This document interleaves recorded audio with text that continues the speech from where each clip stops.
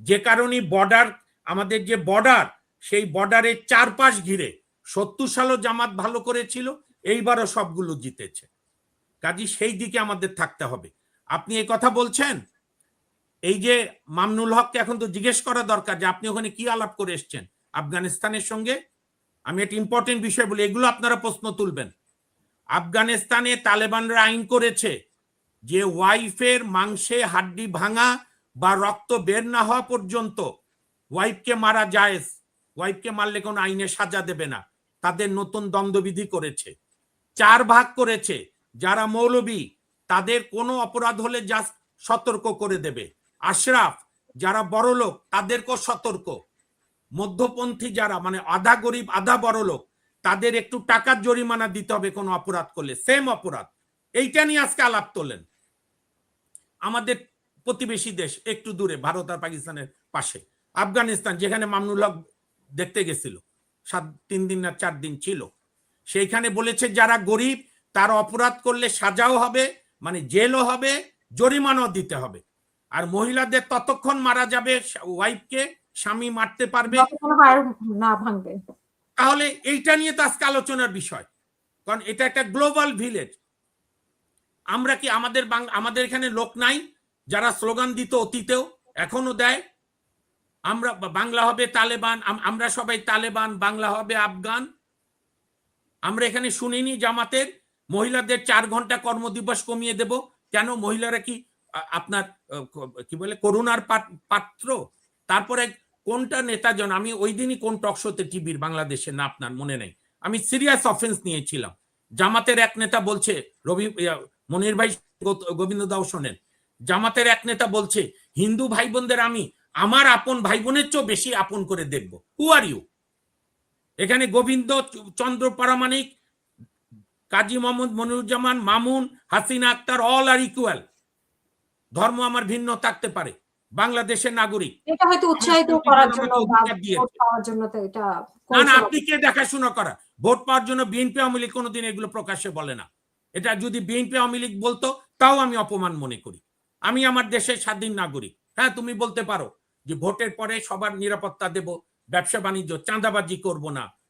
আর জামাতের এই মুনাফিকি দ্বিচারিতা, জামাত বলেনি নারী নেতৃত্ব হারাম, তারপর ঠিকই 2001 সালে বেগম জিয়ার সঙ্গে হাত থেকে 2টা মন্ত্রণালয় নিয়েছে।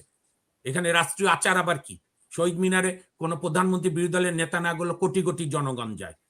তারা যদি এতই রাষ্ট্রীয় আচার মানে, এবার প্রধানমন্ত্রী শপথ অনুষ্ঠান বর্জন করলো কেন এতদিন পরে? একটা যেখানে সারা বিশ্বের আমাদের প্রতিবেশী সব দেশের আগে বলেছে শপথ মানে ওই যে গণভোটের শপথ। আরে গণভোট একটা ভিন্ন জিনিস, আপনারা মিক্স করেন না। গণভোটের সঙ্গে পার্লামেন্ট এমপি শপথের কিছু নাই। আজকেও তো এনি সাহেব বললেন যে হ্যাঁ হ্যাঁ ভোট মানে সংসদ কার্যকর হলে হ্যাঁ কার্যকর হয়ে যাবে। কিভাবে? প্রশ্ন সেইটা না, গণভোট আদেশটাই হচ্ছে অবৈধ। এইটা আদালতে মামলা ফাইল হচ্ছে, আরো হবে।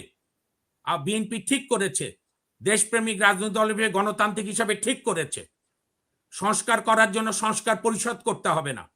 বিএনপি যে 31 দফা আছে, আল্লাহর রাস্তে যদি বিএনপি 31 দফা সংস্কার করে, বাংলাদেশ এইখান থেকে এইখানে উঠে যাবে। কারণ অবকাঠামো যে উন্নয়ন শেখ হাসিনা করেছে, বিএনপির এখানে মনোযোগ কম দিলেও চলবে। আমি বলি বিএনপি যেটা করতে হবে, বিচার বিভাগকে স্বাধীন করার জন্য পদক্ষেপ নিতে হবে, মিডিয়াকে স্বাধীন করতে হবে, আর আমাদের তরুণ প্রজন্ম যে ইতিহাস ভুলে গেছে, তরুণদের সঙ্গে সম্পর্ক আরো বাড়াতে হবে। আর শিক্ষার ধর্মীয়করণ বন্ধ করে, সাম্প্রদায়িকরণ বন্ধ রেখে অ্যাটলিস্ট ক্লাস 6 পর্যন্ত শিক্ষাকে সার্বজনীন করতে হবে। বাংলা, ইংরেজি, অঙ্ক, আরবি, আমি শেষ করি, সংস্কৃতি, পালি, যার ধর্ম নিয়ে পড়াশোনার ইচ্ছা সেও করবে, কিন্তু বেসিক নলেজ শিখবে। আর আল্লাহর রাস্তে আজকের 21শে ফেব্রুয়ারি পবিত্র দিনে পাকিস্তানি স্টাইলের রাজনীতির চর্চা আমরা করব না। আমাদের নবীজি বলেছেন, তোমরা ধর্ম নিয়ে বাড়াবাড়ি করিও না, অতীতে বহু জাতি ধর্ম নিয়ে বাড়াবাড়ি করিয়া ধ্বংস হইয়াছে। নবীজি যথার্থই বলেছেন। এই আফগানিস্তান ইসলামী সোকল মানে মুজাহিদ বিপ্লবের আগে আফগানিস্তান শনৈ শনৈ উন্নতি ছিল, সেই আফগানিস্তান নষ্ট হয়েছে। ইরাক, ইরান, লিবিয়া নষ্ট হয়েছে। আমাদের বাংলাদেশ হাজার বছর ধরে সাম্প্রদায়িক সম্প্রীতি আছে। এখানে ব্রিটিশরা প্রথম সৃষ্টি করে ডিভাইড অ্যান্ড রুল। আনফর্চুনেটলি আমরা সেখান থেকে বের হতে পারছি না। আমরা 52-তে চেষ্টা করেছি, আমরা 62, 66, 69, 71-এ চেষ্টা করেছি, 90 করেছি, 24ও করেছি। 24-এর আন্দোলনে আমরা বলিনি যে এটা শুধু মুসলমানের আন্দোলন। 24-এ আমরা বলেছি এটা গণতন্ত্র পুনঃপ্রতিষ্ঠার আন্দোলন, এটা বাংলাদেশের মানুষের ভোটাধিকার ফিরে পাওয়ার আন্দোলন।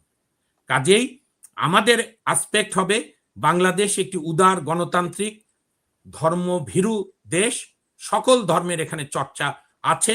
যদি কোনো অতীতে অনেক সময় বাধা হয়েছে, অনেক সময় আমাদের হিন্দু ভাই বোনদের উপর নানা অত্যাচার হয়েছে, এইটা আমাদের সামষ্টিক ব্যর্থতা। এইটা যেন নতুন সরকার এই ভুলে আর পা না বাড়ায়। আমাদের সকল নাগরিকের নিরাপত্তা নিশ্চিত করতে হবে, এটাই। এবং জনাব তারেক রহমান তার প্রথম বক্তৃতায় প্রায়োরিটি বলে দিয়েছে রাষ্ট্রের নিরাপত্তা, আইন শৃঙ্খলা, যে কোনো ধরনের সিন্ডিকেট ভাঙা। এবং উনি একটা খুব তাৎপর্যপূর্ণ কথা বলেছে, আমি এখনো কেবল ওনারা ওত নিয়েছেন 17 তারিখ, আজকে 21 তারিখ, অ্যাটলিস্ট 3-4 মাস না গেলে কিছুই বলা যাবে না। আমরা প্রত্যাশা রাখতে চাই ওনার ওই কথা যেন মেলে। উনি বলেছেন দিনের শেষে, মানে এক্সাক্ট শব্দটা আমার ভুল হতে পারে, মূল কথা হচ্ছে আইনের শাসনই হবে আমার সরকারের শেষ কথা। আমিও তাই মনে করি। রুল অফ ল, আইনের শাসন যদি প্রতিষ্ঠার পথ সুবিধা হয়, সুগম হয়, রুল অফ ল এর বদলে যদি rule of religion, rule of political belief, rule of family, rule of political party, rule of elite, rule of oligarch, এগুলো না হয়ে রুল অফ ল যদি শুরু হয়, আপনি অনেক সমস্যার সমাধান অটোমেটিক হয়ে যাবে। অসংখ্য ধন্যবাদ।